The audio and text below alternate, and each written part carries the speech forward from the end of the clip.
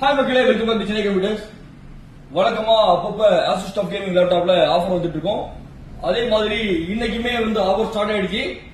From டுடேல இருந்து 23 June வரைக்கும் இந்த ஆஃபர் அவைலபிள் இருக்கும். 50,990ல கோர் i5ல 11th ஜெனரேஷன் RTX சீரிஸ்ல 2050 கிராபிக்ஸ் கார்டோட ஒரு i5 11th ஜென் லேப்டாப்.